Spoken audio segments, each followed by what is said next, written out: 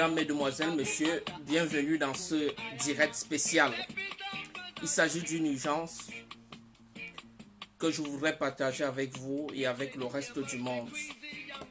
En fait, il s'agit d'une mafia.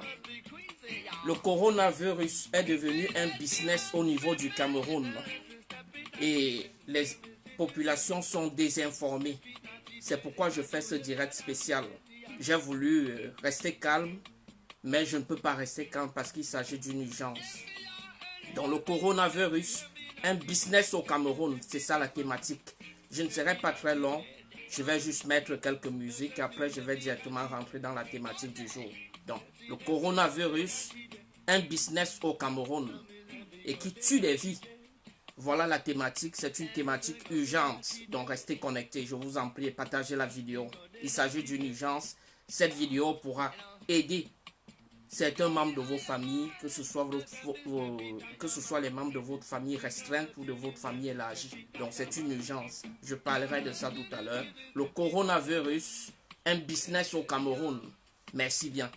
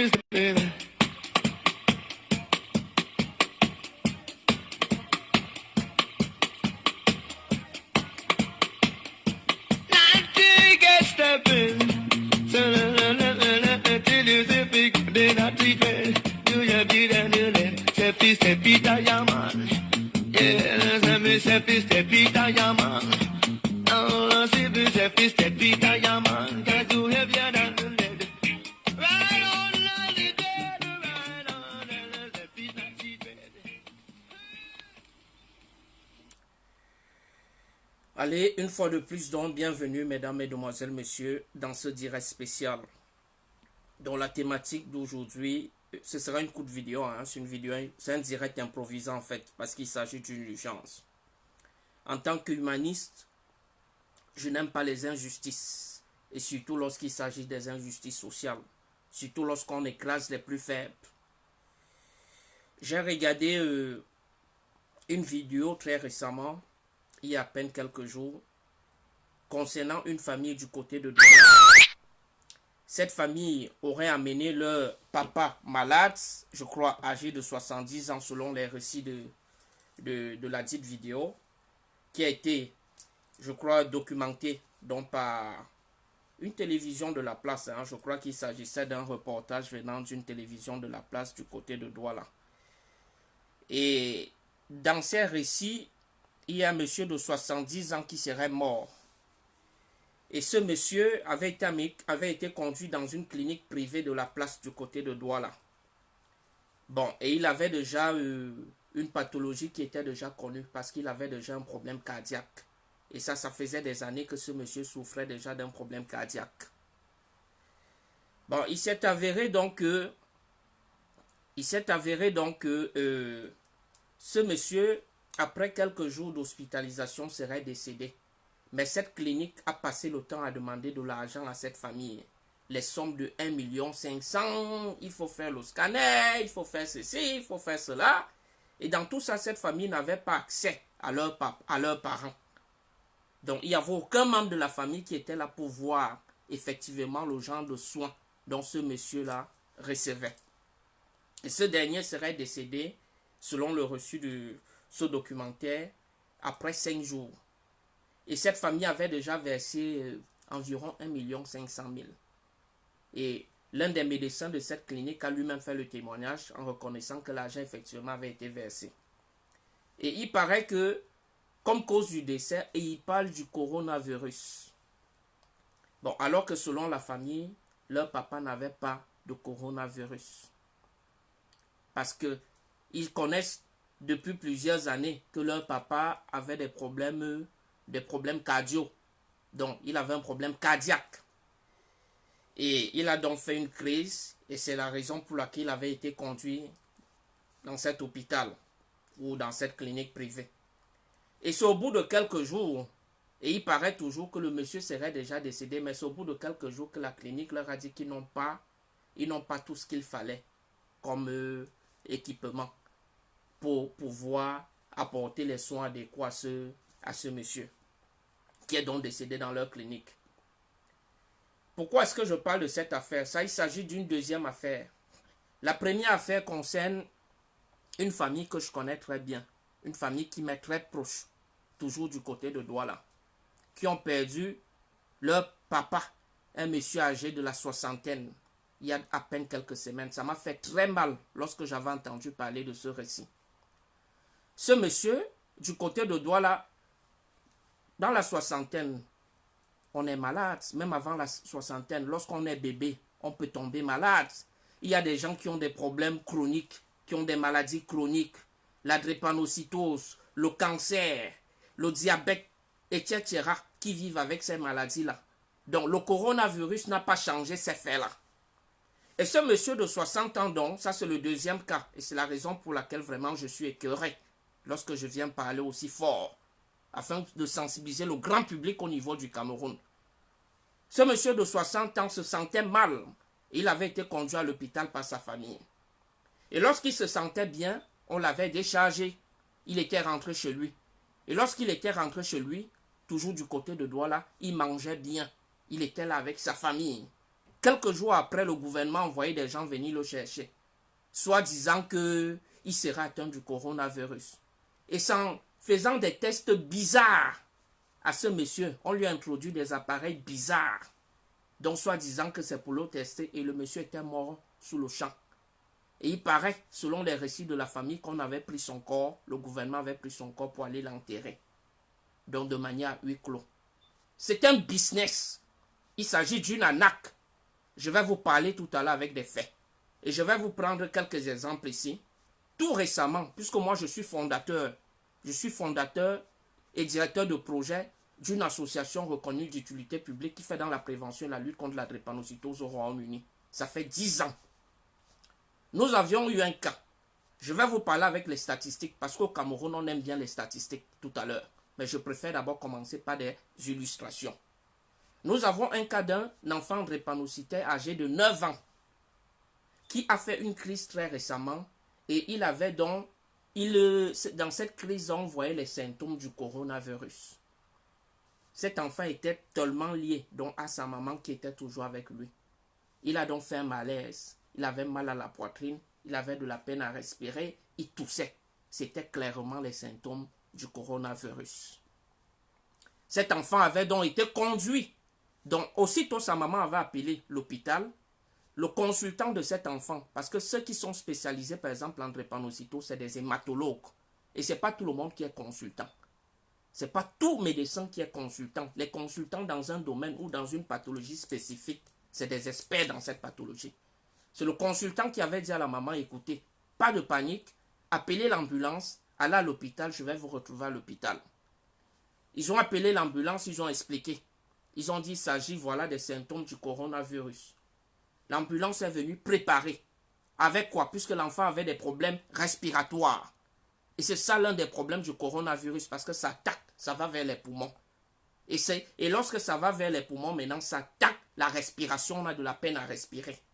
L'ambulance est donc venue avec des appareils respiratoires, donc de l'oxygène artificiel, pour permettre à cet enfant de respirer. On l'a conduit à l'hôpital avec sa maman. Il n'y a pas eu de séparation, parce qu'il s'agissait déjà d'un enfant de 9 ans. Ça veut dire que comme l'enfant était déjà affecté, la maman aussi était déjà affectée. Donc, les ambulanciers ont pris les précautions nécessaires, ils se sont protégés. Et la maman avait son casque, elle était protégée malgré qu'elle-même, elle est déjà affectée, ça c'est clair. Mais je vais vous expliquer, et je vais expliquer aux populations camerounaises, afin qu'elles comprennent qu'on vous en a qu'au niveau du pays. Ce jeune homme, cet enfant, avait donc été conduit à l'hôpital. Le consultant est venu par la suite protéger. Et là où l'enfant était isolé, donc en salle d'isolement, il était avec sa maman. Sa maman ne recevait aucun soin intensif. Le staff médical se protégeait. On a donc suivi le jeune homme sous la coordination de son consultant hématologiste. Parce que ce qui concerne le coronavirus, c'est maintenant qu'on est en train de trouver certains antibiotiques qu'on donne, comme la chloroquine, etc., etc. Je ne suis pas médecin, donc je ne vais pas rentrer dans ce débat. Mais je rentre dans l'essentiel. Bref, cet enfant est sorti de l'hôpital lorsque on avait testé qu'il était déjà négatif. Puisqu'au départ, on avait testé, on a vu qu'il était positif, on l'a soigné, puisqu'il était déjà sous appareil respiratoire. Parce que lorsque cette maladie a déjà atteint vos poumons et que vous n'arrivez pas à respirer, si vous n'avez pas l'oxygène nécessaire artificiel qui vous permet de respirer, vous mourrez. Donc voilà le problème du coronavirus. Lorsque ça attaque une personne dont le système immunitaire n'est pas assez fort pour combattre le virus, cette personne peut avoir des problèmes de respiration. Ce jeune homme est donc rentré chez lui avec sa maman. Et quand ils sont rentrés à la maison, la dame est mariée, elle a retrouvé son mari et les autres enfants. Les consignes étaient simples. Quand ils sont rentrés, on a dit qu'ils vont d'abord en quarantaine. Donc, et ils sont allés en haut. C'est-à-dire que comme c'est une maison, vous savez, ici en Occident, on a des maisons où parfois il y a des maisons où il y a le bas, le rez-de-chaussée, et puis il y a le premier niveau. Et c'est au premier niveau, généralement, que se trouvent les chambres. Certaines chambres, quoi. Maman était donc confinée là-bas avec le fils. Et c'est eux qui utilisaient la toilette du haut pendant près de 2 semaines. Donc, il n'y avait pas de mélange entre eux et les autres enfants et son partenaire. Et ils sont restés comme ça pendant 14 jours. Ils utilisaient les toilettes du haut pendant que les autres étaient en bas. Donc, jusqu'à ce que les 14 jours sont passés. La maman n'a eu aucun problème. Parce qu'il faut comprendre que ce n'est pas parce qu'on a le coronavirus qu'on doit mourir ou qu'on a appelé à être asymptomatique, c'est-à-dire à faire les symptômes de la maladie. C'est faux. Et aujourd'hui, cette famille vit ensemble. Ils sont là, ils vivent ensemble. Je vais vous prendre un autre exemple. Moi, j'ai appelé moi-même personnellement parce que j'ai un voisin. J'ai un voisin qui, il y a de cela 2 mois, il souffrait pendant plus de 3-4 semaines. Je ne comprenais pas pourquoi il n'appelait pas l'ambulance lui-même. Parce que quand il toussait, c'était une toux sèche. Et l'un des symptômes de cette maladie, ce n'est pas la toux. On a la toux normale. Parce que le coronavirus n'a pas tué toutes ces choses-là. On a des autres maladies qui existaient et elles seront toujours là. Mais ce monsieur avait donc une toux sèche, qui est un voisin, et je l'ai entendu tousser comme ça pendant plus de 2-3 semaines. Mais il était calme dans son coin. Il prenait son thé chaud et tout, et tout, et tout, et tout. Et lorsque j'avais appelé l'ambulance pour dire, mais je pense qu'il y a quelqu'un qui souffre assez ici. Ça va plus de 3 semaines. On m'a dit, c'est ton monsieur d'appeler l'ambulance au cas où ça ne va pas. Mais en ce moment, il est en confinement. Vous deviez l'éviter si vous êtes dans le même immeuble. Bon, je vais rentrer dans les statistiques pour vous montrer, pour vous dire et pour confirmer qu'il s'agit d'une arnaque au niveau du Cameroun. Je ne comprends pas cette histoire où un gouvernement joue aux chasses à l'homme. Un gouvernement se permet de dire, dès que quelqu'un a le coronavirus, c'est le gouvernement qui vient chercher la personne. Le Cameroun a quel moyen? Le Cameroun a quelle infrastructure? Les infrastructures médicales par rapport aux pays occidentaux qui sont les plus touchés. Mais les pays occidentaux demandent aux gens qui font déjà les symptômes de cette maladie de rester chez eux confinés. Et s'ils sont en famille, la famille peut créer un coin, c'est-à-dire que cette personne est isolée dans un coin pendant un certain temps pour voir si la maladie va aller jusqu'au niveau où les symptômes de la maladie pourront l'affecter physiquement en termes de respiration, en termes de problèmes respiratoires ou pas. Parce que cette personne peut toujours guérir pendant que la personne est en quarantaine ou en isolement. Son système immunitaire peut être assez fort en prenant des choses chaudes que nous connaissons déjà. Le thé, c'est ce que nous prenons ici. Comme ce monsieur-là, lui ne connaît pas les Indiens, il ne connaît pas tout ça, ce voisin qui est guéri. Ça va plus d'1 mois et demi que le monsieur est guéri. Et maintenant, il va qu'à ses occupations. Parce qu'il n'est pas une personne, il n'est pas une personne à haut risque. Il y a ce qu'on appelle des personnes à haut risque. Par exemple, ici au Royaume-Uni, il y a plus de 1500 personnes, 1 500 000, pardon, qui sont à haut risque. Y compris moi-même qui vous parle, puisque j'ai une drépanocytose S-bêta-thalassémie. Je suis à risque. Ce qui fait donc que on me conseille de travailler à partir de la maison. À partir de la maison. Et même s'il arrivait que je chope, par exemple, le coronavirus, je n'irai pas à l'hôpital, l'hôpital ne viendra pas me chercher. Parce que si j'appelle en disant j'ai le corona, ils vont te dire, écoute, reste en quarantaine, fais ce qu'il te faut faire, repose-toi beaucoup assez, fais moins d'efforts, fais ceci, fais cela. tu restes là. Tu manges normalement, tu prends de l'eau, tu prends du thé chaud, etc., etc. Ça peut passer tout seul. Et c'est lorsque tu as des problèmes respiratoires de respiration que tu appelles l'ambulance. En ce moment-là, tu dois être mis sous soins intensifs. Parce qu'il y a des gens que lorsque l'ambulance arrive, ces personnes sont déjà évanouies. Parce que leurs poumons ne fonctionnent plus. C'est ces personnes-là qui sont donc dans les soins intensifs. Arrêtez cette arnaque au niveau du Cameroun. Vous jouez à la chasse à l'homme. Les gens meurent au Cameroun à cause du simple palu. Les gens meurent pour la simple migraine. Les gens meurent même de malnutrition. Est-ce que vous avez les moyens de combattre le coronavirus? Est-ce que vous avez les moyens de vous attaquer aux personnes qui sont affectées par ça? Beaucoup de personnes seront affectées. Je vais vous donner les statistiques. Donc arrêtez ça. Ce n'est pas parce qu'on a le coronavirus qu'on a appelé à mourir.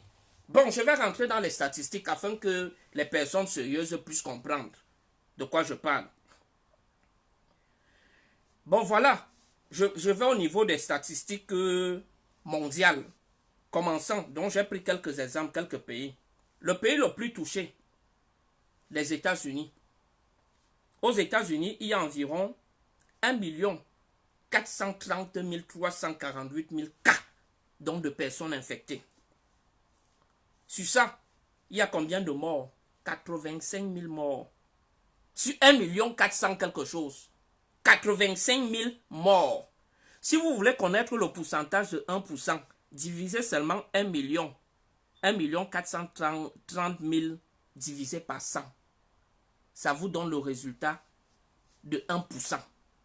Ça veut dire que quand on regarde ça aux États-Unis, c'est peut-être 1% de personnes qui décèdent. Donc sur les gens affectés. Donc c'est peut-être 1 ou 5%, ce n'est pas plus de 10% lorsqu'on regarde ça. Faites le calcul, je vous ai dit, vous divisez seulement le nombre de personnes infectées par 100. Ça vous donne 1%. Et maintenant, vous multipliez pour trouver le nombre de personnes décédées. Et ça vous donne le pourcentage. Continuons. Au Royaume-Uni où je vis, on parle de plus de 229 705 personnes affectées. Décès, nombre de décès, 33 186.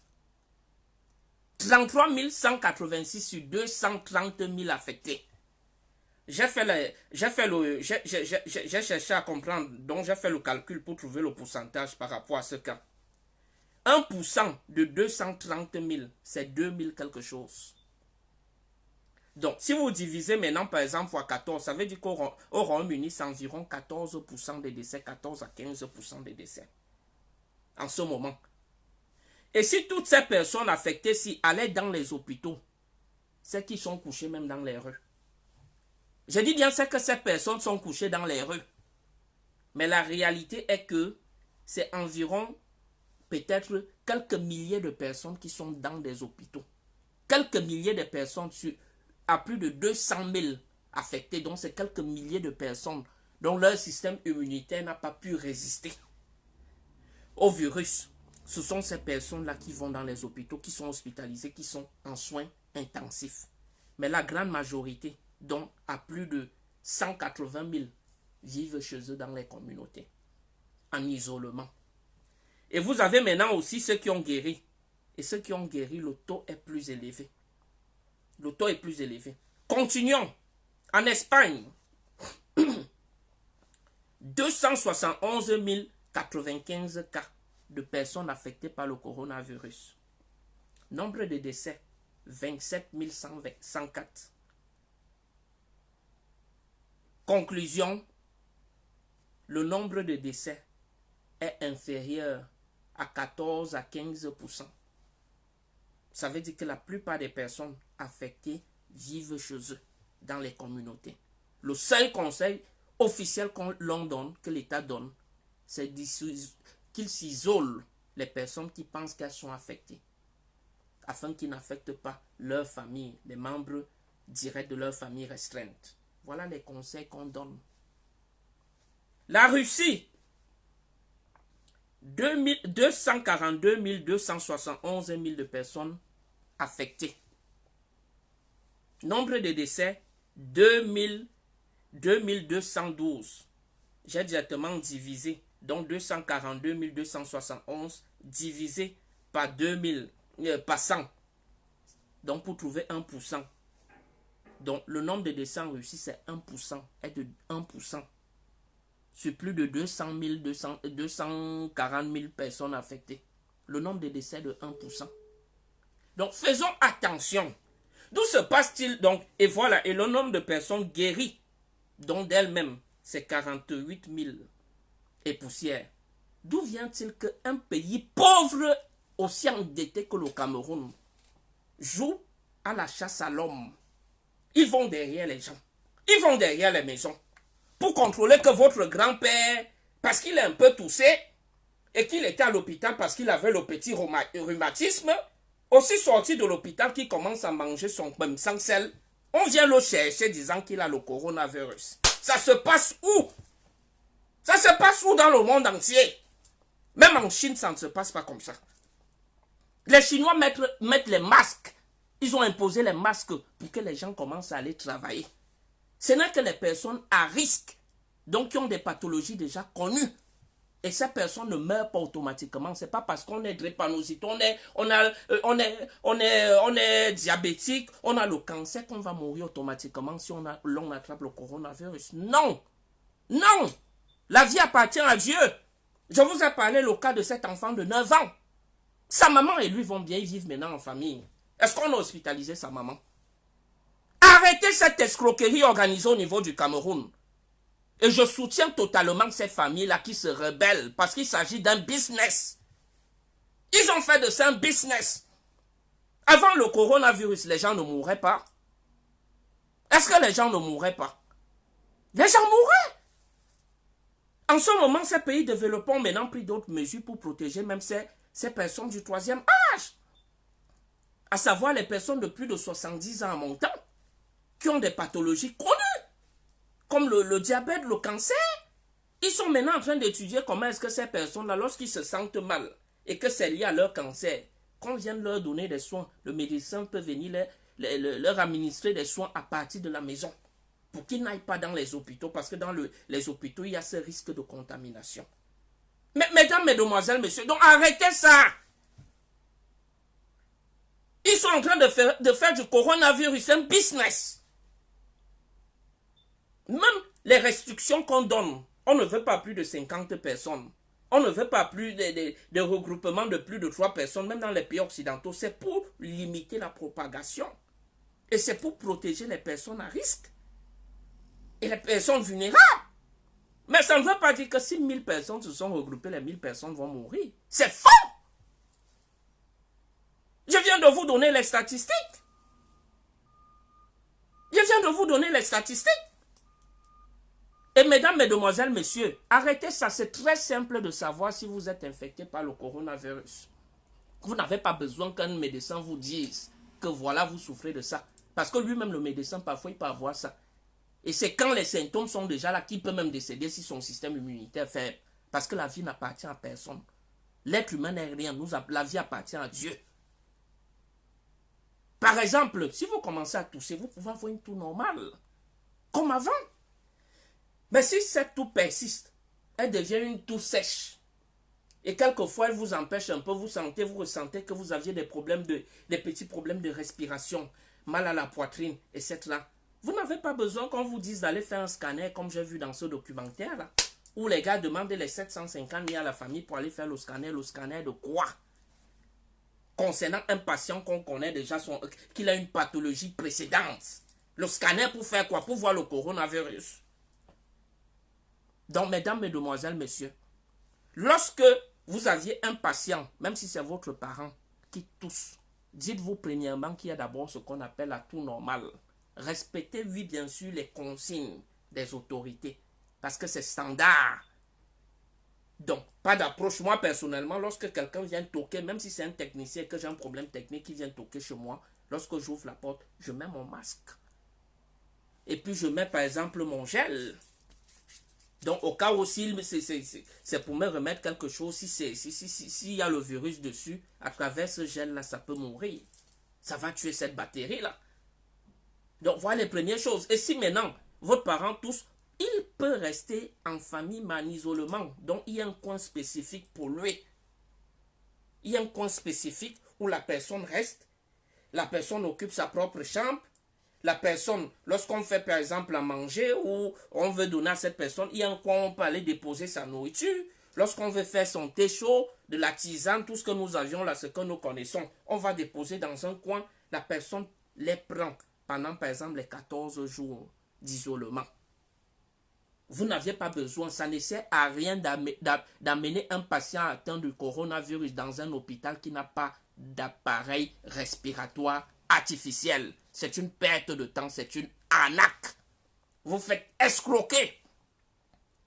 Parce que c'est la même chose comme si ce monsieur, c'est même mieux qu'il reste à la maison.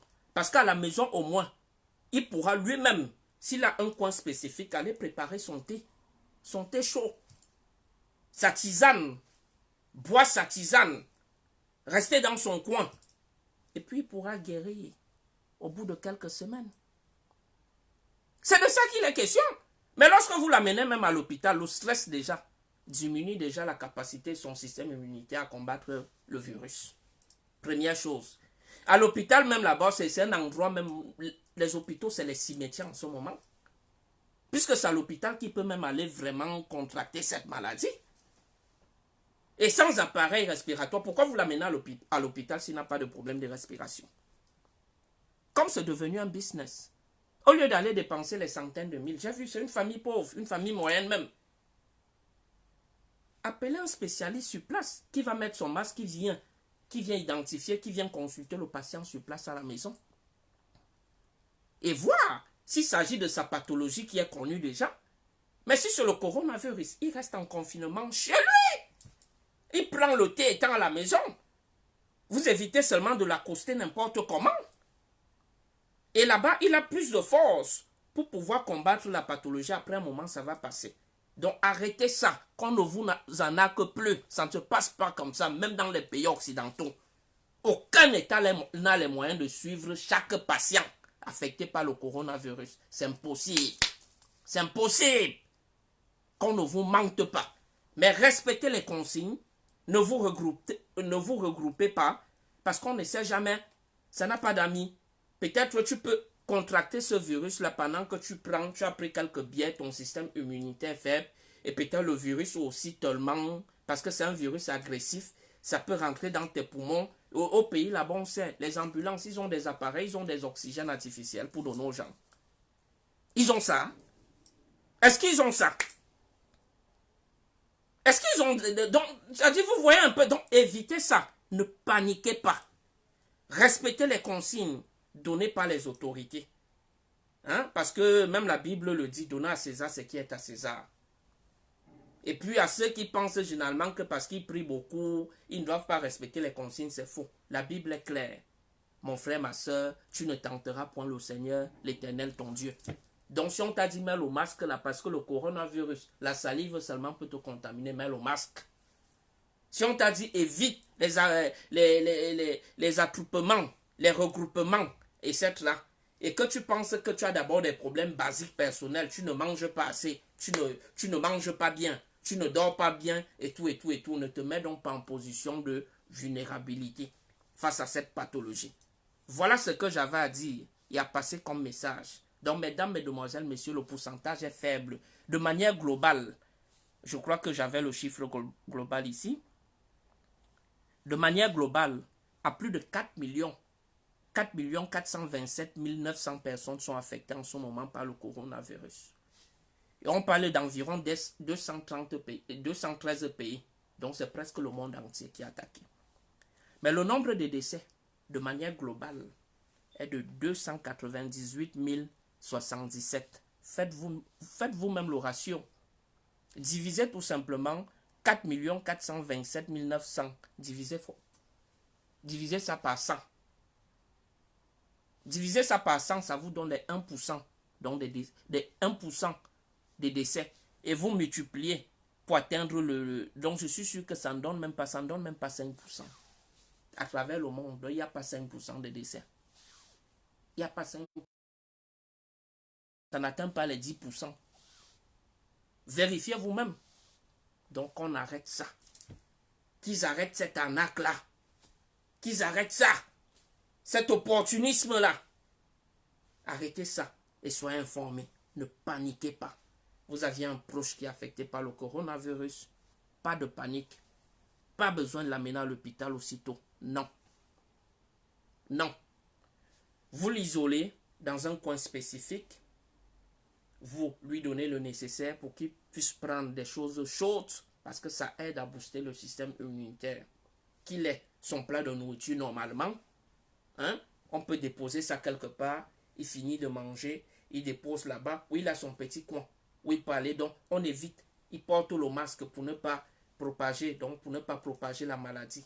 Et ceux qui vont, par exemple, déposer ça. Je vous ai parlé d'une famille ayant un enfant de 9 ans. Ils vivaient dans la même maison. Ils ont été isolés du côté en haut. La maman et le fils. Pendant que les autres enfants étaient avec le papa. Donc, il n'y a pas de panique. C'est lorsque ça ne va plus que la personne a un problème de respiration. Donc le virus l'empêche de respirer normalement que vous pouvez aller à l'hôpital. Et lorsque vous l'amenez à l'hôpital, rassurez-vous que cet hôpital a l'oxygène, dont les appareils de respiration nécessaires. Et qu'on mette ça devant vous, au moins un membre de la famille peut être là pour veiller. Parce que ce n'est pas comme en Occident, ce n'est pas comme ici. Ici, lorsque l'ambulance vient, ils ont tout ça. Lorsqu'ils ont déjà, parce qu'on leur explique au téléphone de quoi il s'agit. Si tu dis que tu as des problèmes de respiration et tout, ils viennent déjà préparer. Donc, ce n'est pas le cas au pays. Voilà un monsieur de 70 ans que certainement, dans cette clinique, on l'a isolé dans une chambre. Ils sont même encore venus pulvériser, puisqu'on dit que pendant qu'il était dans la chambre, ils viennent encore pulvériser. Vous pulvérisez quoi pendant que le patient qui est encore atteint, affecté par un virus encore là? Donc, vous le tuez même à travers la mauvaise respiration. Donc, faites très attention. Voilà le message que je voulais passer urgemment. Je vous remercie. Bien de choses. Et puis, bon, que Dieu nous protège tous. Merci bien. Ciao.